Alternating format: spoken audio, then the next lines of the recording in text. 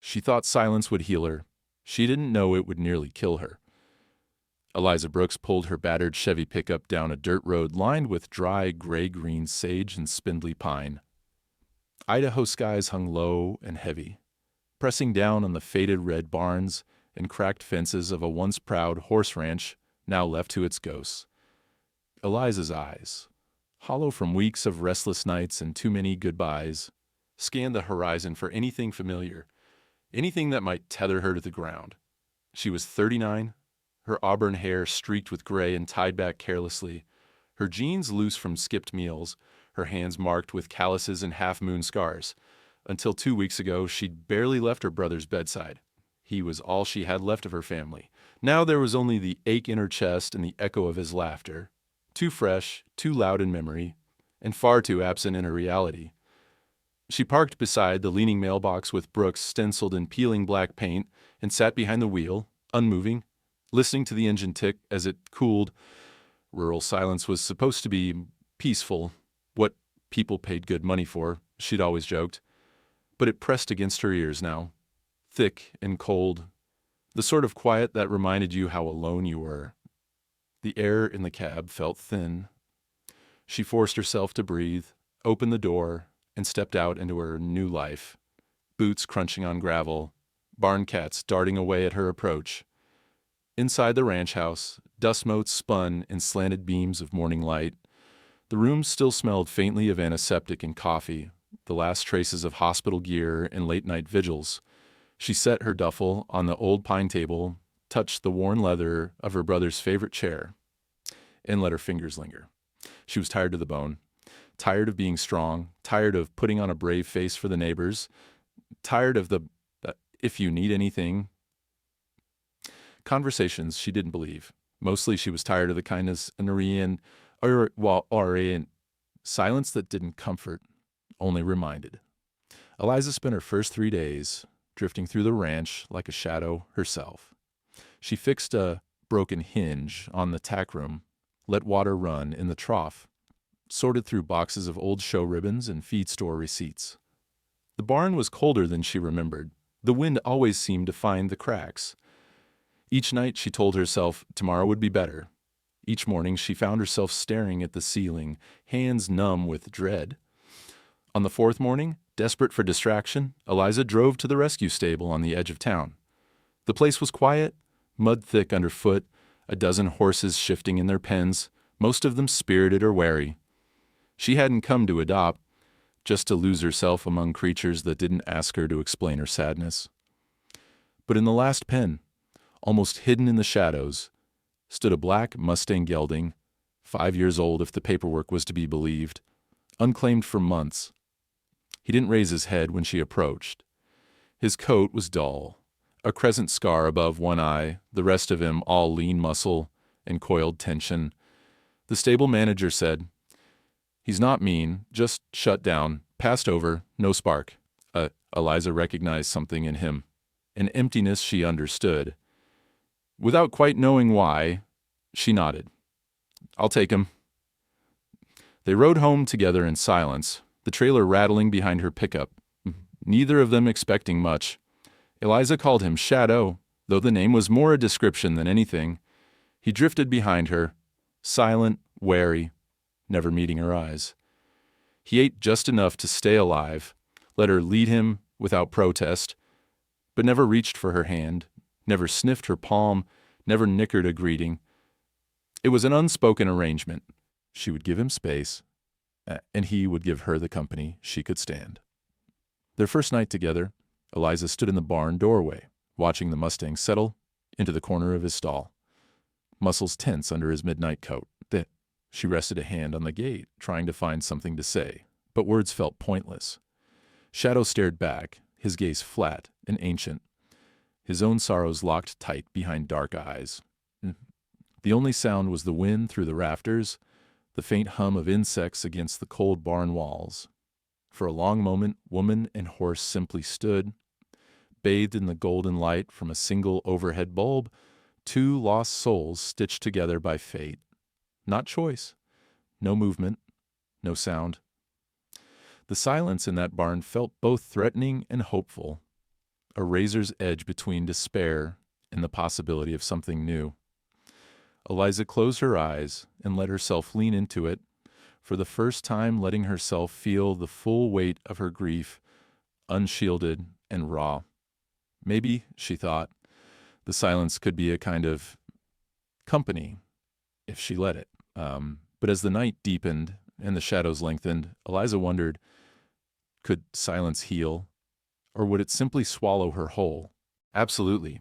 Here's part 2 of the story, written in continuous, vivid American English, following your outline and expanding on the emotional depth and realism with extra details for drama and life. Winter deepened its hold on rural Idaho, seeping through the cracks in the old ranch house and curling around Eliza's bones. It wasn't a harsh, cinematic blizzard kind of cold, just a persistent, unrelenting chill that made the world seem slower, a little heavier with every passing day. Eliza woke later now. The sunlight already stretched thin across her bedroom floor by the time she forced herself to sit up. There were mornings when she stared at the ceiling, confusion fluttering in her chest as she tried to remember why she'd even set the alarm. Her hands, once so sure and steady from years of writing and teaching, began to betray her in small, irritating ways. She fumbled with zippers, dropped her keys, found herself standing in the tack room, unable to recall if she'd come for a bridle or a halter. The daily routines that used to anchor her, feeding, grooming, mucking out the stalls, became harder to hold on to. She told herself it was stress, maybe the grief catching up with her, or maybe just the cold making her clumsy. She cranked up the old propane heater in the tack room, ignoring the ticking it made when it cycled on and off, focusing instead on the small patch of warmth it offered. Shadow watched her, his dark eyes following her every move. He was changing too, but in a way so subtle it was almost easy to miss. He started leaving his grain untouched, nosing at it without interest, his head hanging lower than usual. The energy that had once sparked in him when he saw her with a brush or a lid rope had faded. His muscles, always tense but powerful, seemed to twitch at odd moments, just a ripple along his shoulder, a tremor in his flank. Sometimes he'd stand in the far corner of his stall, ears flicked back, as if listening for something only he could hear. Eliza noticed, but didn't want to see. She chalked it up to winter blues. Everyone, horse and human, got a little dull this time of year. She switched Shadow's feed, adding more alfalfa and some extra vitamins, figuring maybe he needed the boost. For herself, she picked up a bottle of multivitamins at the grocery store and started forcing herself to eat toast and eggs even when she had no appetite. The rituals of care, even half-hearted, were better than doing nothing at all. Yet something was off in the rhythm of their lives, a note of quiet dread humming under everything.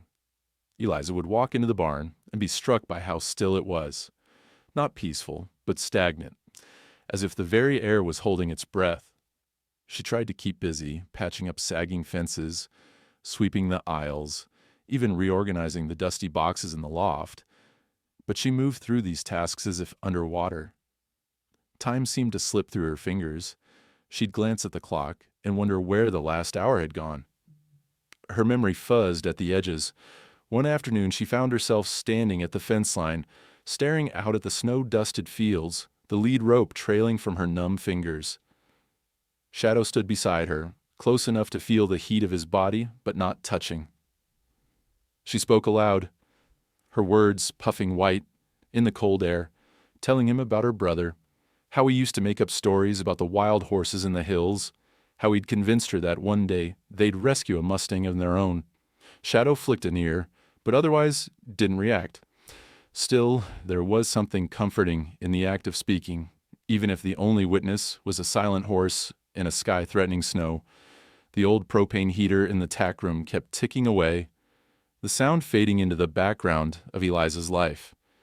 She'd gotten used to it, the same way she'd gotten used to the other small failures.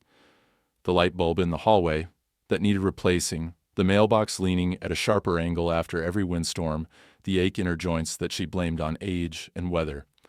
Life didn't crash.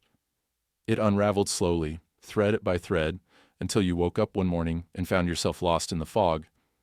Some nights, Eliza dreamed she was back at the hospital, her brother's hand in hers, the steady beep of machines growing quieter and quieter until there was only silence. She'd wake in the dark, heart pounding, breath shallow, convinced she was suffocating until she forced herself to sit up and count her own breaths. She'd slip out to the barn then, boots crunching on the frozen ground, and just stand by Shadow's stall.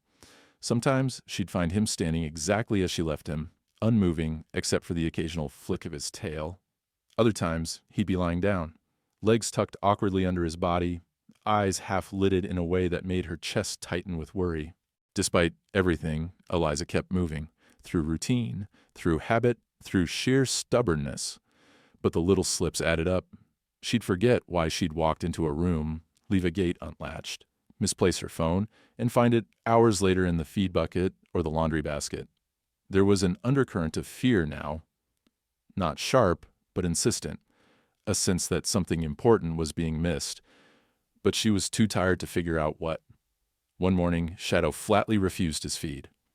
He turned his head away and pressed his muzzle to the stall wall, breathing slow and shallow. Eliza ran her hand down his neck, feeling the pulse flicker under his skin, and tried to remember if she'd wormed him recently, or if maybe the new hay was bad. She told herself again it was just winter, just stress, just grief. She promised him and herself that tomorrow would be better. But as the sun set and the barn filled with long slanting shadows, Eliza found herself staring at the frost creeping across the windows, listening to the steady tick of the heater, and wondering if the quiet that had once felt so safe might actually be the thing unmaking them both. The world wasn't crashing down. It was just slipping away, little by little, day by day. She didn't know it yet, but the unraveling had already begun. Winter had taken hold of the land. Idaho's rural quiet, once just a shadow in Eliza's life, grew heavier and more oppressive, like a damp blanket draped across her shoulders. The days blended together in a muted haze. There were mornings when Eliza sat on the edge of her bed, blinking hard against the blurry outlines of the room, trying to remember what day it was or if she'd eaten the night before. The air felt thick, as if she was breathing through a wet towel, her head foggy with fatigue she couldn't shake. Tasks that used to anchor her, feeding, grooming, leading Shadow out to the paddock, felt as if they belonged to someone else. More than once, Eliza found herself halfway through a routine before she realized what she was doing. She'd fumble with a buckle, forget to grab the right brush, catch herself staring into the barn shadows with a growing sense of confusion. The mental haze would roll in and smother her thoughts, and she'd have to stop, close her eyes, and remind herself to keep going. One raw morning, frost decorated the barn windows in elaborate, delicate patterns. The cold outside was biting, but inside the air was oddly flat, neither warm nor cold, just still. Eliza shivered as she worked, her hands numb even with gloves. She had intended to give a lesson to a local teenager, but halfway through tacking up, she felt her vision swim, the ground tilting under her boots.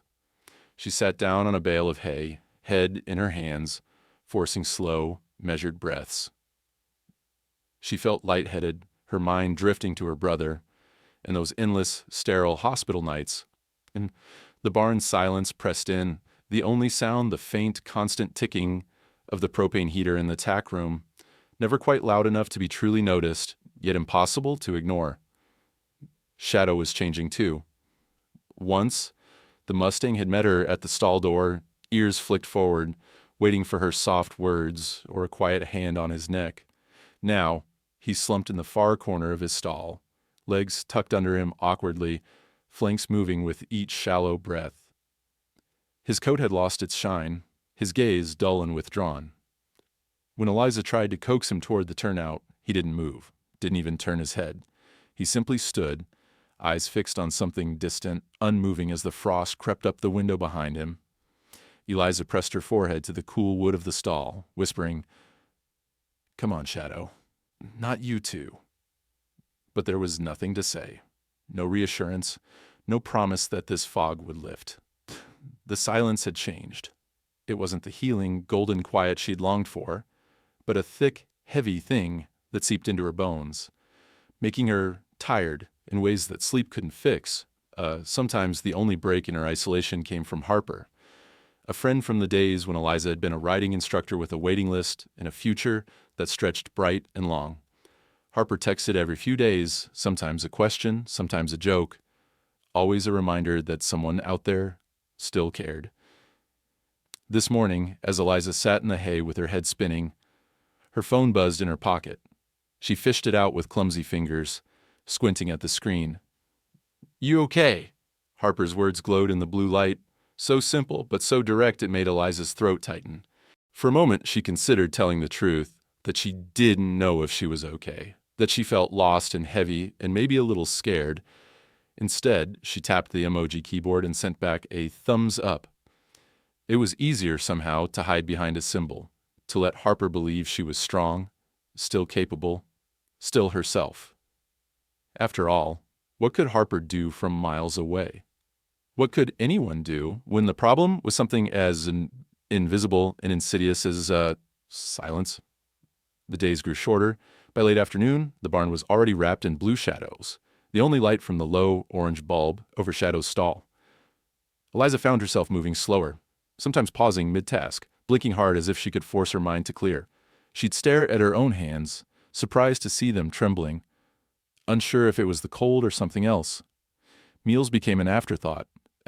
Sometimes she'd realize she hadn't eaten until her stomach cramped, and even then she had to force herself to chew and swallow. Sleep didn't help. She'd wake in the middle of the night with her heart racing, the taste of metal in her mouth, the air thick and stale. Outside, the world moved on. Neighbors' trucks rumbling by, coyotes yipping in the distance, the wind rattling loose shingles on the barn roof. But inside Eliza's world, everything was muffled and distorted. Sometimes, when she managed to step outside for a moment of fresh air, she'd watch the frost spread across the grass and wonder if it was creeping through her as well. Slow and unstoppable, Shadow's decline became harder to ignore. He refused his evening feed, his breathing shallow, sides barely moving. Eliza stroked his neck, her palm coming away clammy from his sweat. There was no fever, no obvious injury, just a relentless lethargy that seemed to bind them both. She knelt beside him in the straw, whispering the stories her brother used to tell, about wild mustangs running free, about their own childhood rides at sunset, about a world where silence was something you chose, not something that swallowed you whole. Each night, the barn grew colder, the only sound the relentless ticking from the tack room heater. It had always been there, a harmless bit of background noise, but now, in the haze, it sounded almost ominous, like a clock counting down to something she couldn't see. The last message from Harper still sat on her phone, unanswered, except for that empty thumbs up. Eliza wanted to reach out, to say something real, but every time she tried, her mind went blank, her thumb hovering over the screen before she tucked the phone away again. So she drifted. Through the haze, through the frost, through the thickening silence that crept between her and Shadow, until even the thought of reaching for help seemed impossible. And all the while, the cold deepened. The fog inside her mind grew denser, and the sense of unease, dull, insistent, unspoken, settled in for the long winter night.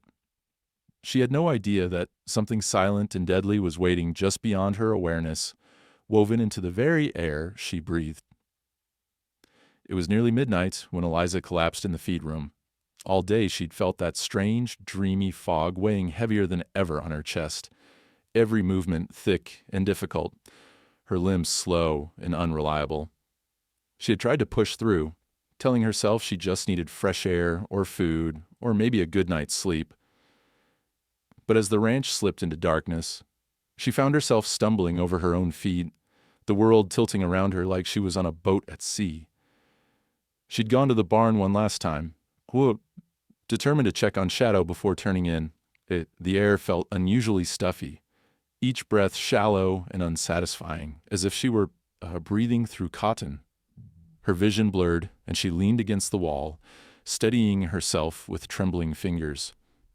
She managed to reach the feed room, the dull overhead bulb buzzing, her body swaying with fatigue. The next moment her legs simply gave out. She crumpled to the ground, the bag of grain falling from her grasp, scattering feed across the rough wooden floor. For a long moment Eliza lay there, unsure if she'd fallen or simply chosen to rest. Her body felt impossibly heavy, like she was melting into the boards.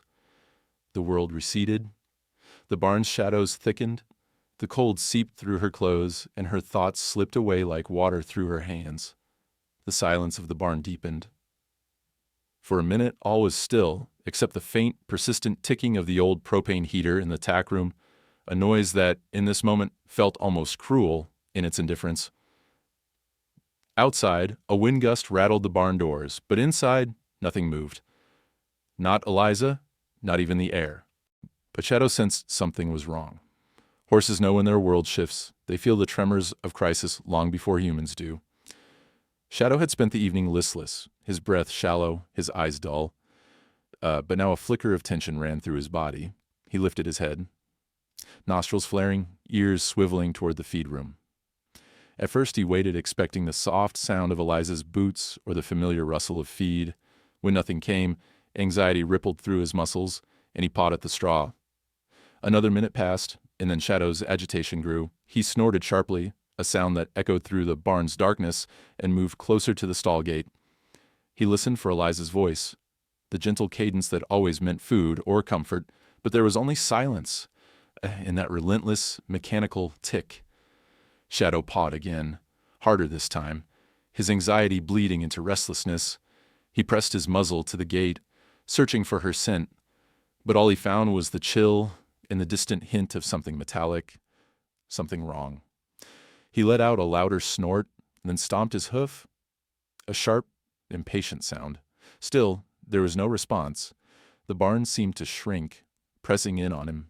The air was off, carrying a heaviness he couldn't name, but he knew deep in his animal bones that Eliza needed him. Shadow tried calling, but the effort felt strange in his chest, as if even his breath had become sluggish. Panic flickered and instinct surged. He pushed his shoulder against the stall gate, testing it with the same careful strength he'd once used against wild fences. The old wood groaned, but didn't budge. Determination flared.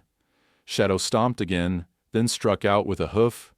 Once, twice. The noise was sharper now, more desperate. He remembered another life. Before rescue, before Eliza. When survival meant pushing back, refusing to surrender to silence or darkness. He kicked again, harder this time, the echo ricocheting through the empty barn. The gate rattled, the metal latch vibrating against the post. Still nothing. Eliza did not stir. The only answer was the maddening tick, tick, tick of the heater. Shadow's fear twisted into something fierce. With a sudden surge of energy, he reared up, his massive body rising in the stall's small space. He slammed his hooves down against the top rail, the impact sending splinters flying. The noise was thunderous, unnatural, a sound that did not belong in the hush of midnight. He reared again, using every ounce of strength he had left, his hooves pounding against the weakened latch. At last, with a crack like a gunshot, the stall gate broke loose. The wood split, the latch snapped, and the gate swung wide on its battered hinges. The crash rang out across the barn, the loudest sound the place had heard in months, a desperate alarm in the heart of the night. Shadow stumbled forward, unsteady but determined. He sniffed the air, searching for Eliza, following the faintest traces of her scent. He found her collapsed in the feed room, her body still and unmoving, her breath shallow and labored. Shadow pressed his muzzle to her shoulder, nuzzling, prodding, pleading in the only way he knew how. He whickered softly, then louder, panic rising in his voice as he nudged her again and again. No response. For a moment, the barn seemed to freeze. One horse, one woman, in the aftermath of a sound that had shattered the quiet.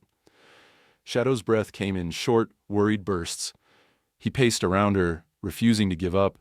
his hooves clattering on the wood, his presence insistent and urgent. He kicked at the wall, banged against the door, made enough noise to wake the night itself. Outside, the wind carried the echoes down the empty road, across the sleeping fields, toward the world beyond. Inside, the barn held its breath, waiting to see what would happen next. Eliza did not move. But somewhere, deep in the fog of her mind, a distant banging filtered through. Familiar, frantic, impossible to ignore. She wanted to reach for Shadow, to rise and reassure him, but her body would not cooperate. All she could do was float on the edge of consciousness, surrounded by the insistent sound of hooves against wood. The world narrowed to the desperate cries of a horse who refused to let her slip away. That was how the night passed. Shadow's relentless fight, Eliza's battle to breathe, and the barn alive with the echo of a bond stronger than words. When morning finally crept over the fields, the silence was changed. Broken, yes, but laced now with hope. Shadow had refused to let the silence win. Morning in Idaho often arrived quietly, sunlight creeping in slow and cautious, brushing frost off fence rails and barn windows. But this morning was different, charged with tension that seemed to hang in the cold air. A sense that something crucial had happened in the night. Harper drove down the long dirt lane leading to Eliza's ranch, her pickup bouncing over ruts she barely noticed. She had spent a restless night herself, unable to shake the gnawing worry that settled in her stomach after Eliza's noncommittal thumbs up. Harper was not the type to meddle. She'd learned to respect Eliza's stubborn independence, but this felt different. The silence had gone on too long, and when calls and texts went unanswered, the knot in her chest pulled tighter until she threw on her coat, grabbed her thermos, and started the truck at first light. The ranch looked the same as always, the mailbox still leaning, the porch sagging under the weight of too many hard winters, the barn standing stoic against the fields. But something was off. The yard was empty, no sign of Eliza carrying buckets or the black mustang grazing near the paddock. Harper felt the unease sharpen as she parked beside Eliza's truck, cold to the touch, windshield rimed with ice. She called out once, twice, voice echoing in the empty stillness. No answer. The kitchen door was unlocked. Inside, a mug of coffee sat untouched, cold and half-drunk, next to a phone with unread messages glowing faintly on the screen. Harper's heart thudded harder. She grabbed the old barn key from its hook and hurried outside, boots crunching on frozen gravel. As she approached the barn, the sense of wrongness grew. The door hung ajar, banging lightly in the wind. Inside, the usual sense of hay, dust, and horses were layered with something sharper, metallic and sour. The air was thick, unnaturally still, the kind of quiet that raises the hair on your arms. Harper called again, panic tinging her voice, but there was only the sound of a horse stamping and pacing in the darkness. Shadow, loose in the aisle, spun at the sound of her footsteps, nostrils flaring, sides heaving. His eyes rolled white, ears pinned with worry. He had spent hours trapped in anxiety, unable to help further, haunted by the memory of Eliza's collapse. The stall door lay broken on the ground, splinters scattered like kindling. Shadow whinnied sharply, circling near the feed room, then darted forward and back again as if trying to guide Harper to something urgent. Harper's gut twisted. She moved quickly past the scattered feed and broken wood, every nerve on edge. That's when she saw Eliza, crumpled on the floor, skin clammy, lips tinged with gray, her breath so shallow Harper thought she might not be breathing at all. The sight froze Harper in place for a split second, fear squeezing her chest before adrenaline took over. "Eliza! Oh my God! Eliza!" She dropped to her knees beside her friend, checking for a pulse, feeling weak relief as she found the faint, thready rhythm. Eliza's skin was cold and damp, her body limp, face slack, and pale as wax. Harper forced herself to think, to remember the first aid courses, the steps you take when time runs out. She dragged Eliza, no easy feat, out of the stuffy feed room, across the gritty barn floor, and into the sharp, clean winter air outside. Her breath billowed in the cold, sweat breaking out across her brow despite the chill. Eliza moaned softly, eyelids fluttering, but she did not wake. Harper knelt in the gravel, cradling her friend's head, shouting her name, desperate for a stronger response. It was only then that Harper noticed the strange scent lingering on Eliza's clothes, faint, but unmistakable.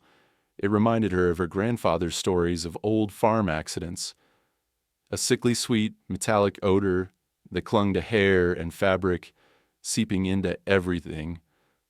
She looked back at the barn, at the battered propane heater in the tack room, at the haze in the air, and realization slammed into her like a fist. Carbon monoxide? Harper fumbled for her phone, hands shaking, and dialed 911 with numb fingers. She forced herself to speak clearly, relaying their location, the symptoms, the suspicion of gas poisoning. The dispatcher's calm, professional voice grounded her, instructing her to keep Eliza outside, to keep her awake, if possible, to wait for help. Harper hung up, jacketless and freezing, kneeling in the dirt, holding her friend, fighting back tears of panic and relief. Shadow watched from the barn door, sides heaving, as if he understood the gravity of what was happening. He took a hesitant step closer, then another, his dark eyes never leaving Eliza. For a brief, surreal moment, Harper felt a strange gratitude for the horse's wild alarm, the broken gate, the scattered feed, the chaos he'd created. He had sounded an alarm no human would have heard, refusing to let Eliza slip away without a fight. The sound of sirens cut through the morning quiet, growing louder as the EMTs bounced down the dirt lane. The responders worked fast, oxygen mask on Eliza's face, questions fired at Harper, the faintest whiff of propane quickly detected near the barn's tack room. One tech muttered to another about heater malfunctions, the invisible threat of carbon monoxide. Silent killer, she heard them say. Lucky you found her when you did. Harper clung to Shadow's mane as the ambulance roared away, leaving the ranch in a swirl of exhaust and concern. The EMTs had taken one look at Shadow, his dull coat, the way he leaned on the stall, the raggedness of his breath, and ordered Harper to call the vet immediately. Animals get it too, one of them said, shaking her head. Could have lost them both. Now, alone with the mustang, Harper realized she was trembling. She pressed her forehead to Shadow's neck, whispering thanks she wasn't sure he understood. For a long moment, the only sound was the horse's uneven breathing, and the wind threading through the empty paddocks. Inside the house, sunlight finally broke through the clouds, filling the kitchen with sharp, clear light. For the first time in weeks, the silence felt less like an enemy and more like a reprieve, a pause before the next battle, a breath before the story could move forward. Eliza was alive. Shadow was alive. And somewhere between panic and rescue, the world had tilted just enough to let hope in. Hospital lights always seemed brighter after darkness. Eliza blinked hard as the gurney rolled her through a blur of cold white corridors and the scent of antiseptic. For the first time in days, maybe weeks, her head felt almost clear. Oxygen pricked her lungs. Each breath a reminder that she'd come close to never taking another. She tried to piece together how she'd ended up here, why her body felt heavy and her thoughts moved slow. Fragments. A horse's frantic eyes, Harper's voice, cold air biting her face, the world spinning before going black. Harper never left her side, gripping her hand even as doctors and nurses buzzed around checking vitals, drawing blood, asking questions. It was the ER doc, a woman with steel gray hair and a calm, focused way of speaking who made it real. We found carbon monoxide in your system, Miss Brooks, she said, eyes kind but grave. Your levels were high enough to cause loss of consciousness. We'll keep you on oxygen for a while. But you're lucky someone found you. In time. The phrase echoed in Eliza's mind, found you in time. She looked at Harper, tried to form words of gratitude. But her friend just squeezed her hand harder and shook her head as if to say, don't you dare thank me for doing what's right. The questions came, slow at first, then faster as memory returned. How did this happen? Eliza asked, voice thin beneath the hiss of oxygen. The barn? Shadow? Is he? He's alive, Harper reassured her quickly. The vet's with him now. You both got a heavy dose, but she thinks you'll both pull through. The EMTs said the old heater was probably leaking for a while. Lucky it didn't. She broke off, but Eliza knew what she meant. Lucky it didn't kill us both. The next hours blurred together in waves of tests, IVs, and gentle reminders to keep breathing. The truth, when it finally landed, was as silent and deadly as the poison itself, a cracked propane heater, leaking carbon monoxide, odorless, invisible, giving no warning but fatigue, confusion, headaches. The ticking Eliza had learned to ignore had been the background drumbeat of something that almost ended her life. The same heater that had warmed her on cold nights had nearly killed her with its silent breath. Later, a hospital technician came to draw more blood and spoke in clipped, matter-of-fact tones. This time of year, we see it more often. Folks with old barns, old appliances. Sometimes it's a whole family. Sometimes it's just the animals. No one expects it until it's almost too late. She shook her head. You're one of the lucky ones. Eliza found herself shivering, not from cold, but from the knowledge of how close she had come to disappearing. She thought of Shadow's desperate kicks, his frantic calls. She remembered the weight of silence in the barn, how it had crept in so quietly she'd mistaken it for grief. It could have been just another winter night. Her brother's ranch left empty at dawn, her story ending with a quiet, unanswered question. A knock came at her door late in the afternoon, followed by a young man in coveralls, badge clipped to his chest, the safety inspector. He introduced himself with a tired smile, carrying a clipboard and a digital detector. I'm here to check out what happened at your property, he said. EMTs flagged it as a likely gas leak, possibly faulty propane heater. Eliza watched from her hospital bed as Harper filled him in on the details, how she'd found Eliza in the barn, the heater's relentless ticking, the way the horse had broken through his stall. The inspector nodded, scribbling notes, and promised to visit the ranch first thing the next morning. We need to know exactly where the leak started so no one else gets hurt. You're not the only one in the county with an old system like that. As the sun set, Eliza drifted in and out of sleep, haunted by memories of the barn. The silence there had been a presence, a living thing she'd tried to ignore. But it was Shadow's noise, the crash, the pounding hooves, that had saved her. She wondered what it meant that her rescue hadn't come from her own awareness, or even from Harper's concern, but from the wild, wordless loyalty of a horse everyone else had given up on. The next morning, the inspector called Harper with the news. The heater's metal had cracked near a weld, likely from years of freeze and thaw, a hidden weakness that let carbon monoxide seep out in small, deadly doses. You're both lucky, the inspector repeated, his tone grim. If she'd stayed in there one more night, we'd be doing a very different kind of call. Harper relayed all this to Eliza, sitting by her hospital bed with a mixture of anger and relief. I almost didn't come, she admitted, voice tight. I thought you just, needed time.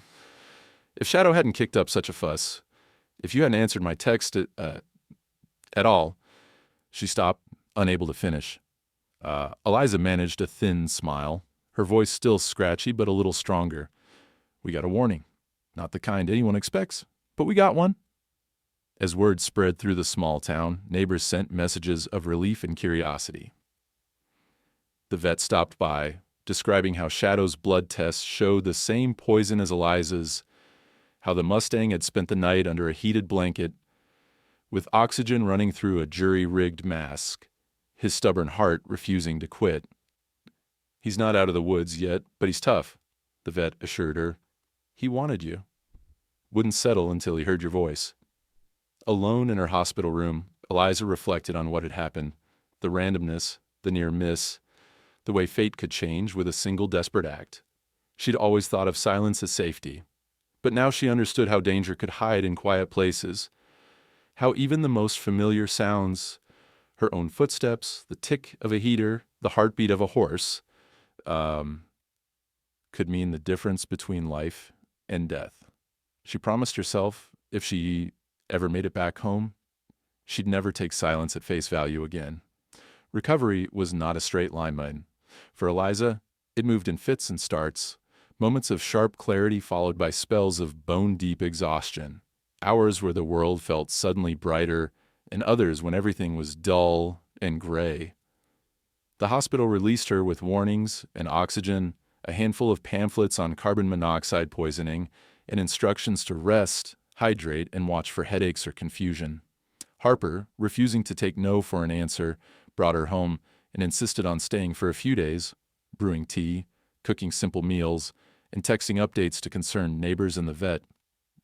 Eliza was not used to being cared for. She bristled at Harper's hovering, but a piece of her was deeply, quietly grateful for it.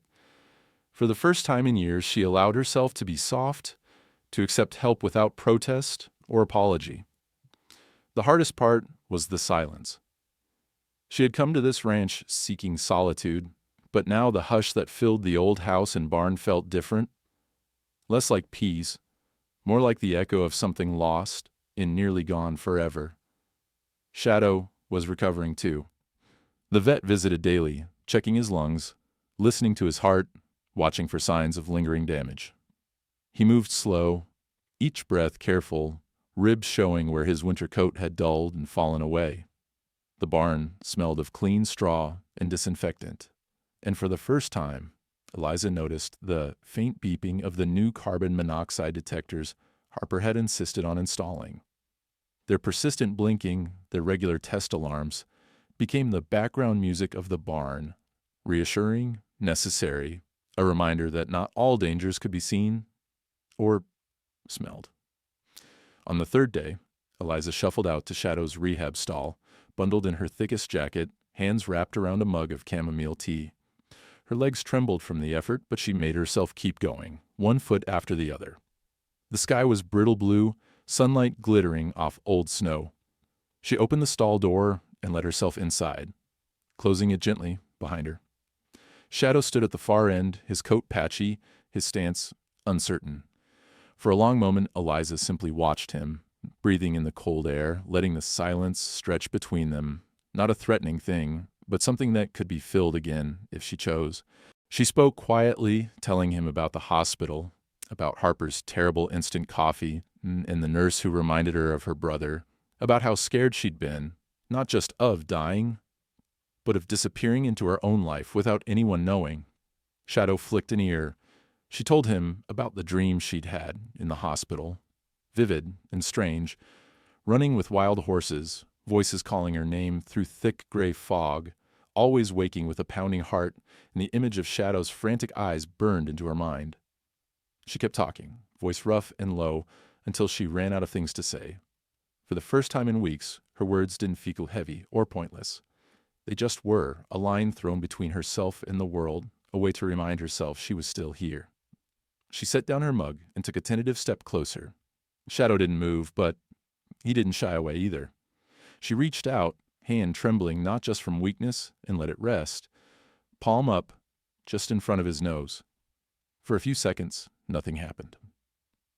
Then, slowly, almost shyly, Shadow leaned forward and pressed his muzzle to her chest.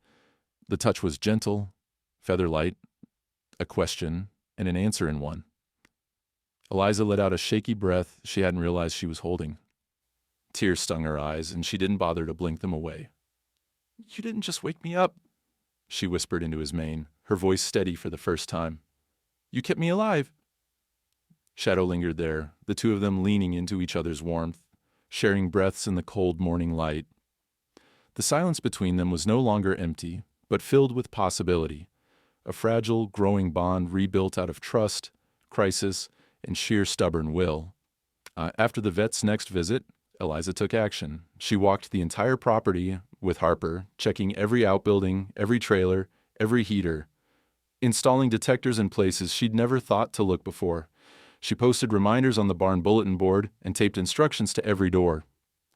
She made a list of supplies and put emergency numbers by the phone. For the first time since moving back, she felt not just responsible, but proactive, determined to keep her world safe, for Shadow and for herself. Healing took time. There were days when Shadow struggled, when he lay in the straw longer than he should, or refused to eat until Eliza coaxed him with an apple or a soft word. There were nights when Eliza woke with her heart racing, certain she'd heard that ticking again, only to find it was just the soft beeping of a safe detector. On those nights, she'd pull on her boots and coat and walk to the barn just to reassure herself, just to see Shadow breathing in the dark, a living proof that they'd both survived. Bit by bit, the ranch began to return to life. The cats grew bold again, mice scattered through the feed room, the frost melted away under the growing strength of the sun. Eliza found herself humming as she mucked stalls, telling stories as she brushed Shadow's patchy coat and feeling her old confidence start to flicker back. She sent messages to Harper, real ones this time, not just emojis, thanking her for her stubbornness, her friendship, her willingness to break the silence when Eliza could not. One afternoon, as Eliza sat in the straw with Shadow's head in her lap, she realized how much she had changed. The grief for her brother was still there, sharp as ever, but it was no longer the only thing inside her. In its place, something new had grown, a sense of gratitude, a fierce desire to protect the life she had nearly lost, and an understanding that silence, while comforting, could never again be taken for granted. As the spring thaw began, Eliza made a promise to herself and to Shadow, to listen, really listen, not just for danger, but for the quiet signs of love and loyalty that had saved them both. She vowed to make the ranch not just a refuge from the world, but a place where life could be celebrated, danger could be faced, and every breath, however hard-won, would be a testament to their survival. By the time Green began to return to the hills and the Idaho snow melted into spring, word of what had happened to Eliza Brooks and her Mustang had made its way through the small town and then far beyond. Recovery brought Eliza not only strength, but a sense of responsibility, a drive to share what she'd learned from her near-death encounter with the silent killer that almost stole everything. For weeks after her release from the hospital, neighbors stopped by the ranch, some with casseroles, others just wanting to look at Shadow, the horse who, by all accounts, had kicked louder than death whispered. The story took on a life of its own, growing with each retelling, as stories do in places where everyone knows everyone, and bad news spreads faster than rainwater down a hill. At first, Eliza recoiled from the attention. She'd always been more comfortable in the shadows, content to let others take the spotlight. But as she found herself recounting her story, first to friends, then to the vet, then to the curious feed store clerk, she saw in their eyes not just sympathy, but a spark of worry. People leaned in, asked questions, and soon she realized that what had nearly killed her and Shadow was not rare, not random, but an ever-present danger on every farm, in every old barn warmed by gas or propane through long winters. It was Harper who suggested she speak at the feed store's spring workshop. Just a few people, Harper promised, folks who will actually listen. Eliza agreed, half out of gratitude, half out of a stubborn hope that maybe her story could save a life. And the day arrived bright and breezy, with the parking lot full of pickup trucks and the scent of alfalfa and hay lingering in the air. Inside, the feed store's back room was lined with folding chairs and a battered lectern, a sign taped to the wall. Spring barn safety, real stories, real lessons. Eliza's hands shook a little as she began. She glanced down at her notes, heart pounding, but when she saw Shadow's face through the open door, Harper had brought him along, and he stood patiently in the sunshine. Her anxiety eased. She told him everything. The creeping fatigue, the numbness, the confusion that didn't feel like illness, but something deeper, something that slowly unmade her. She told them about the ticking heater, the moment her body gave out, the way Shadow broke through his stall gate, pounding and kicking until someone heard. She recounted Harper's frantic rescue, the hospital, the way her world had narrowed to the thready sound of her own breath and the insistent, wordless plea of a horse who refused to let her go. "I was lucky," Eliza said, her voice carrying across the room, stronger now. "We were both lucky. I ignored the signs because they didn't look like danger. I thought it was just grief or winter or being tired. But sometimes the real threats aren't loud at all. Sometimes they're silent. And sometimes it's not a shout or a scream that saves you, but a bang on a stall door, a horse refusing to give up. There was a hush when she finished, not the heavy silence she'd come to fear, but one charged with awareness.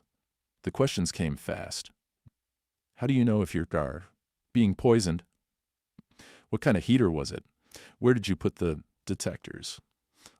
What did the vets say about Shadow?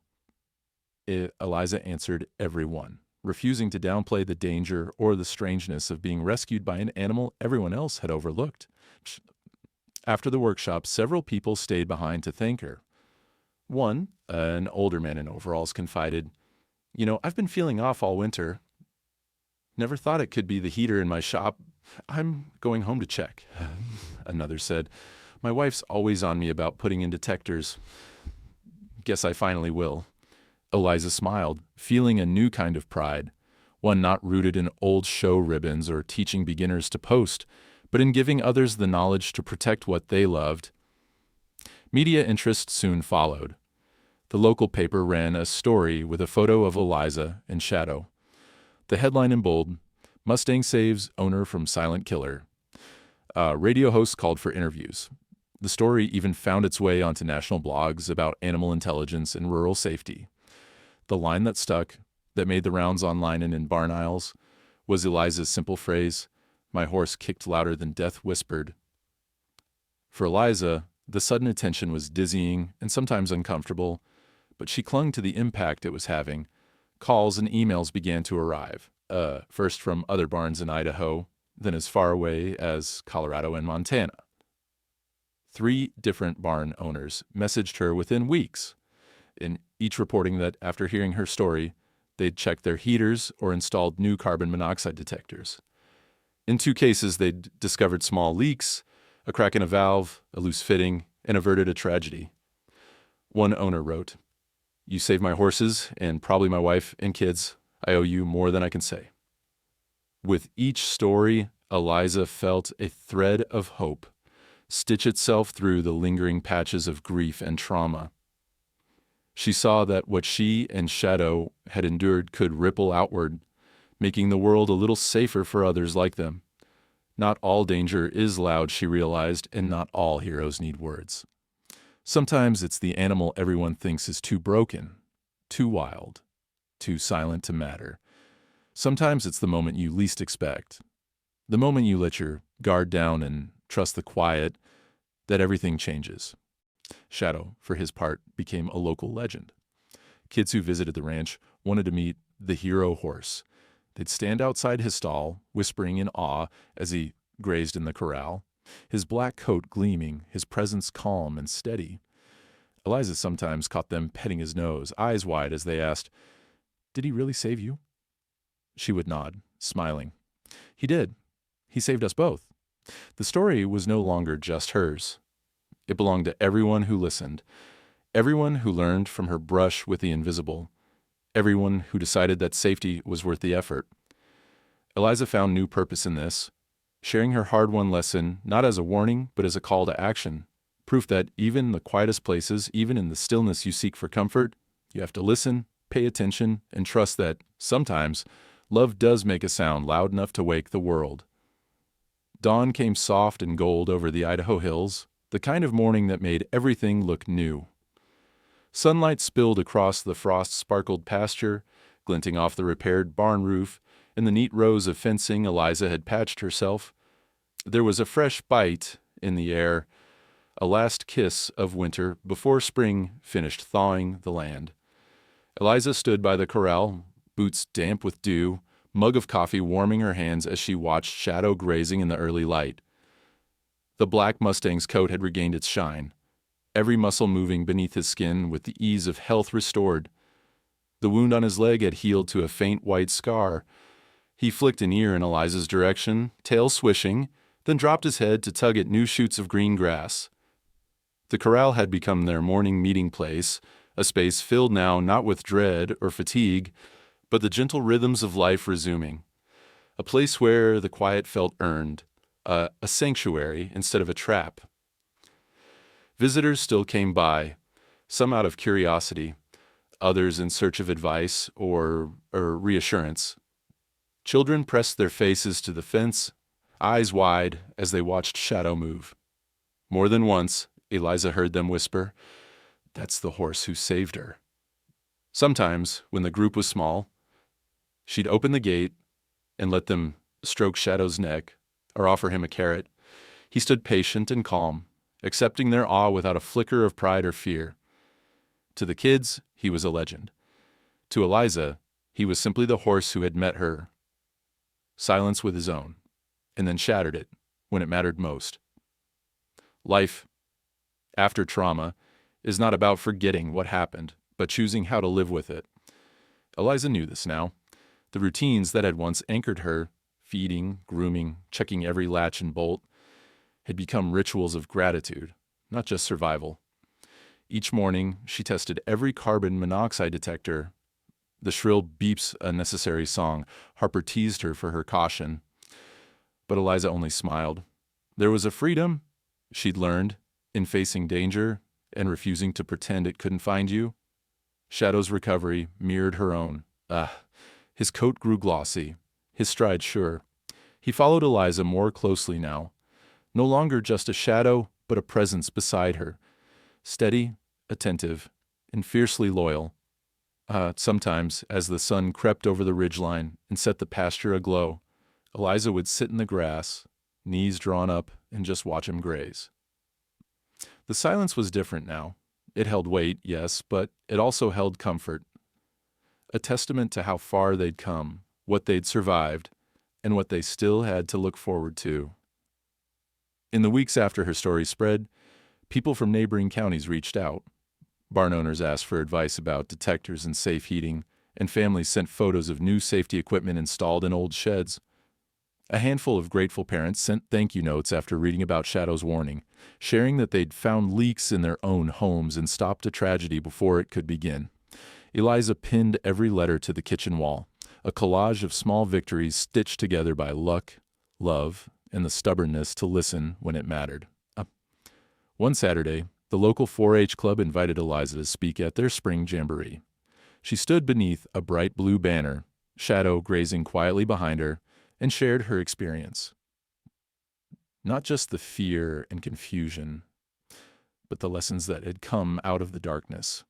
She spoke not as a victim, but as someone who had chosen to turn her pain into purpose. Not all danger is loud, she told the kids. Sometimes the things that can hurt us most come quietly, and not all heroes need words. Sometimes love makes noise. Sometimes it sounds like hooves against wood, refusing to let silence win. The words took on a life of their own, echoing in conversations long after the event ended. Eliza's quiet strength, her willingness to revisit the hardest moments of her life, to stand before strangers and share her scars, became an inspiration. She didn't ask for applause, but she received it all the same. A standing ovation that felt less like praise and more like a promise. We hear you. We'll remember. Back at the ranch, the changes became routine. Harper visited often, sometimes bringing pie, sometimes just stories from town. Together they checked detectors, replaced batteries, and inspected the tack room heater, the new one, gleaming and safe. Eliza taught a few lessons to eager local kids, her teaching voice returning, strong and sure. Some afternoons, when the sun was high and the world felt safe, she and Harper would ride side by side across the fields, Shadow leading the way. Sometimes, as the dust settled and the last of the visitors left, Eliza would lean on the corral fence, letting the hush of evening settle around her. She'd watch the golden lights slip behind the barn and think about all the versions of silence she'd known. The heavy, painful kind, and this new one, gentle and whole. She'd learned to trust her instincts, to listen for the quiet signs of change, to never again take her safety for granted. And she'd learned, above all, that love, real, stubborn, fearless love, always finds a way to make itself heard. She often thought about her brother on those quiet evenings, about the family she'd lost and the family she'd found in the shape of a battered mustang and a persistent friend.